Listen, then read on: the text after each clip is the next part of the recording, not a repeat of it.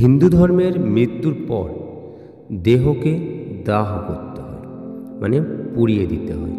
এই প্রথাটি কোথা থেকে এসেছে এবং কেন বা এই প্রথাটি শুরু হলো, চলুন বেঙ্গলি স্বাস্থ্যকথায় আজকে টপিক হলো হিন্দু ধর্মের মৃত্যুর পর দেহ দাহ করার প্রথা মূলত কোথা থেকে এবং সৃষ্টি কিভাবে।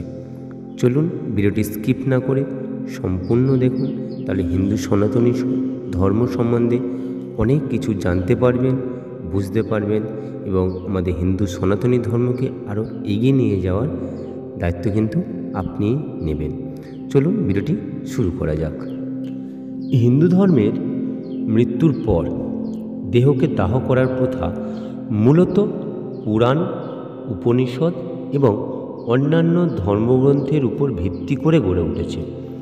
গরু বা গরুড় পুরাণ হিন্দুদের একটি গুরুত্বপূর্ণ ধর্মগ্রন্থ, যেখানে মূলত মৃত্যুর পরবর্তী জীবন, আত্মার যাত্রা এবং সব দেহের নিয়ম কানুন সম্পর্কে বিস্তারিত আলোচনা করা হয়েছে। এই গ্রন্থ সহ অন্যান্য শাস্ত্রে মৃত্যুর পর দেহ দাহ করার পিছনে অনেকটি মূল কারণ তুলে ধরা হয়েছে। প্রথমত হচ্ছে পঞ্চভূতে বিলীন হওয়া।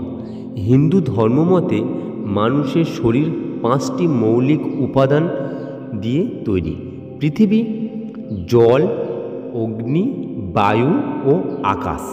এই পঞ্চভূত দিয়ে গঠিত।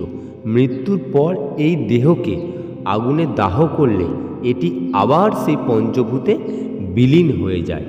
এটি প্রকৃতির সঙ্গে ভারসাম্য বজায় রাখার একটি প্রতীক হিসাবে ধরা হয়। দ্বিতীয়ত আত্মার মুক্তি। গরুড় পুরাণ অনুযায়ী সঠিক নিয়মে দাহ করলে আত্মা সহজে শরীরের বন্ধন থেকে মুক্ত হয়ে পরবর্তী যাত্রা শুরু করতে পারে। এটি আত্মার মুক্তি বা মোক্ষ এর পথে সহায়ক বলে মনে করা হয়। এবং 3 নম্বর হচ্ছে শুচিতা ও বিশুদ্ধতা। মৃতদেহকে পবিত্রভাবে শেষ বিদায় দেওয়ার জন্য আগুন ব্যবহার করা হয়। আগুনকে শুদ্ধিকরণ শক্তি হিসেবে বিবেচনা করা হয়। এবং চতুর্থ হচ্ছে সংসার ত্যাগের প্রতীক।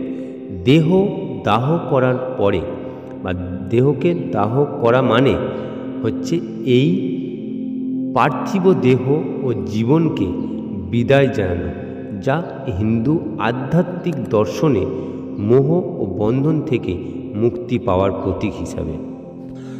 আপনি যদি চান গরুড় পুরাণ থেকে এই বিষয়টি আরও স্পষ্টভাবে জানতে পারবেন, এবং আপনারা যদি চান তাহলে অবশ্যই কমেন্ট করে জানাবেন, তাহলে পরবর্তী ভিডিও শ্লোক বা ব্যাখ্যা দিয়েই আমি ভিডিওটি করে আপনাদেরকে জানাতে পারবো।